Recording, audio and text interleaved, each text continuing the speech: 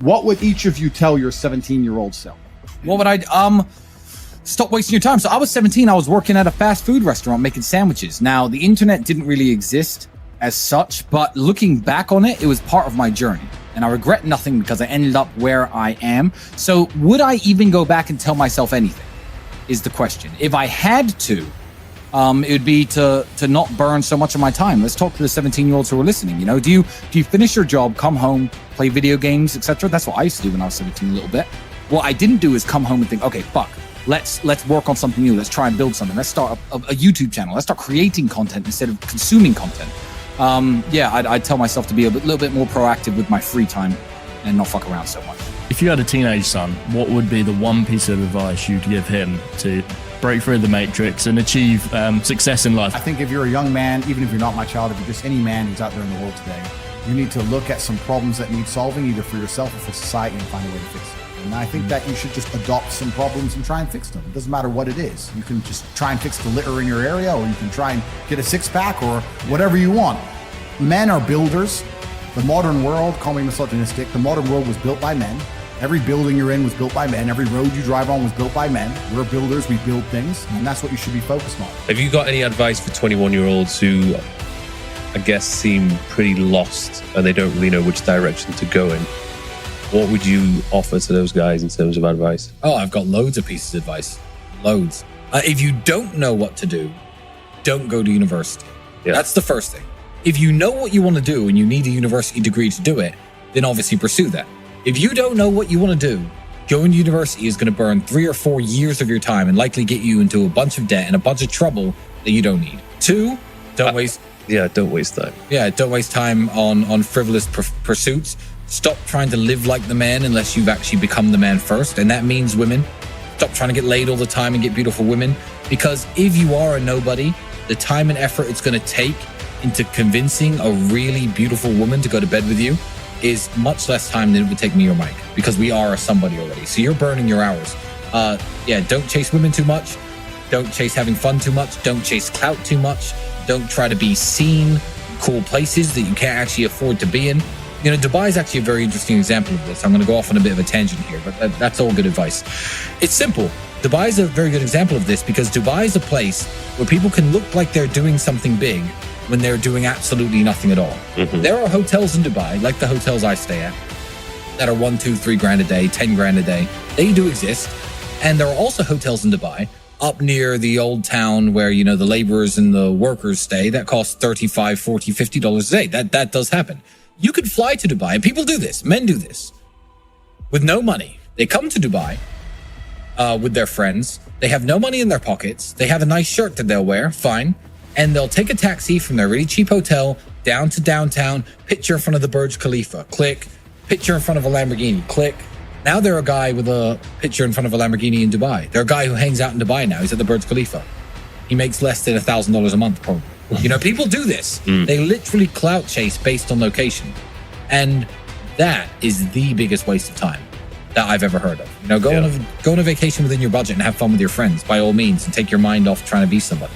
But yeah, people pretend too hard today. And the effort it takes to pretend short term will make you look richer or cooler or more successful than you are. But if you take all the time that you spend pretending and actually invest it into trying to become what you're pretending to be, you'll get there. Yeah. But it will take, again, 4 or 5 years. I use this analogy a lot. Maybe I overuse it, but you need to find a way to some degree to escape the Matrix. And I say the Matrix because the Matrix, the way it is designed. And you're not just talking shit because you've actually done that. I've escaped the Matrix. Yeah. I've literally escaped the Matrix in nearly every form. So any form of oppression no longer applies to me. I can't be canceled. You know, I can say what I want. My finances are secure. I've escaped the Matrix. And when I talk about the Matrix, it primarily applies to men because men are the backbone of the slave force. We always have been and always will be. And unfortunately now, if you're a law-abiding man inside the Matrix, your future and the life that is laid out for you is nothing but depressing. You're going to go to school, you're going to get in debt, you're going to get a job, you're going to get a wife, divorce is coming, you're going to lose the house eventually, your job's shit, inflation's outpacing your wages, you're going to work, no one's going to appreciate it, now you're old and your life's over. That is the Matrix for 99% of men, and you need to find a way to escape it. And I guess I was kind of fortunate from a young age. I always knew that the Matrix was coming and that the system is designed to oppress. The people who make the rules do not make the rules for the benefit of us. They make the rules for the benefit of the people who make the rules. And I knew that. And I think every person intrinsically knows that. Like if it's 4 a.m. and you're sitting in a gas station and a Lambo pulls up, you're probably thinking drug dealer or criminal. You're not thinking, oh, he definitely went to school. The system is absolutely broken. It's designed to oppress. And that the majority of people who stick to the rules are going to lose. This is the knowledge that you're only going to learn the hard way. And even after I tell you, you're still not going to implement it because you don't learn anything unless it's learned the hard way. But at least if I tell you in advance when it happens, you can be like, oh yeah, I should listen. So I'll tell you a few of them I found here. Young kings, how good are you on your worst day? Are you good enough on your worst day to beat your opponent on their best day? This is the key element of success. This was said to me, I can't do that. He said, if you train like you're going to fight on your worst day, you might have a cold, might have COVID, might fucking broke up with your bitch, car might have broke down, bad night's sleep, who knows? And he might have everything going right. Could be a fucking perfect day for him. It's been the best week of his life. If you get knocked out, are people going to start talking about, oh yeah, he got knocked out, but you know it was his worst day, and the other guy's best? Are they just going to say anything else? No room for excuses. You're trained that way.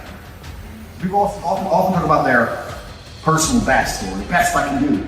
If the best you can lift is 200 kilo on like a one-off sometimes, don't say you can lift 200 kilo. You can't lift 200 kilo. You can lift 150 kilo every single time on your worst day. That's where your real performance level is, your worst day. Keep that in mind. Young kings, too many of you value money as if money will save you from yourself. Every single one of you reading this should be focusing entirely on changing who you are as a man. You are where you deserve to be, and no amount of money will change who you are. I think I've told this story before. I've told it on a few podcasts. Anyone who watches my podcast will know. I've said this loads of times. Money is an amplifier. You don't watch this channel because I'm rich. You watch this channel because not only am I rich and I made it all myself, which is unique, but I'm the big G. I was the big G before I was rich. Now the money amplifies, right? I was a street dog. Now I got money, my teeth are bigger. If I never had any teeth, money ain't gonna change anything. I use this analogy all the time. You see a Lambo pull up, and a dork gets out, you're gonna think he's some super fucking crypto tech dork who becomes a massive mega dork. You see a Lambo pull up, and a big G gets out, now he's in. The car amplifies who the person is. It doesn't change who the person is. The car is not going to make the geek a moral boss. It's just going to amplify who he already was. Money's an amplifier. So a lot of you people are out here chasing money. You need to strongly look at who you are as a character. Why I think I fight. Do I enjoy it? No. Do I enjoy training? No. Do I enjoy cutting weight? No. Am I nervous? Yes. Do I think to myself, what am I doing? Yes. Completely. Unfortunately, it's one of those things you're either born with or you're not. And the only way I can explain it, to try and make it make any sense, is that if I'm not doing something which is either extremely difficult or extremely stressful, I'm in a perpetual state of crippling boredom. I can't explain it. I see other people live their lives and they're like, oh, I can't wait for the weekend because I want to watch this movie. I think, who cares about a movie? You're looking forward to the weekend for a movie? Looking forward to the weekend to get drunk? Like, these things to me are so mundane. They mean nothing. And if I don't fight, if I'm not in a situation where I'm stressed or worried or concerned, I'm just perpetually bored. And boredom's crippling. If you're an intelligent person and you've got a good brain on your shoulders, you can't just sit there bored, you know? So most smart people take the academic route to avoid boredom. They learn, but that's never really interested me either. Although I've always been an intelligent guy and I've always done well academically, it never really interested me. And then I see people climb Mount Everest or jump off buildings or do base jumping, or the guy who jumped from space. People think, what's he doing? He's crazy. I understand. Because some people can't live normal lives. Some people cannot just function 9 to 5 office job, get drunk at the weekends. That is not for some individuals, and it's not for me. So I have to find something which keeps me physically tired enough to stop me going AWOL. And mentally tired enough, and I've chosen fighting, because without this, when I'm not in training, I wake up every day and think, okay, what am I going to do today? It's 9 a.m. on a Tuesday, I'm bored. It's just a random lifestyle, because I'm constantly looking for never-ending entertainment, and it doesn't exist. I think the only thing that could stop me fighting is if I had enough money to constantly entertain myself. Unless I'm a billionaire, I need something that keeps me focused and keeps me occupied in life. With fighting, I have to train twice a day, and I have to train hard. The stress it brings in every aspect can replace fun, and my mind is occupied. It occupies me. It's the only way I can try and explain it. It occupies me, and I could never stop doing this even if I lost 100 fights. because I'm not built to live a normal existence. I can't do it.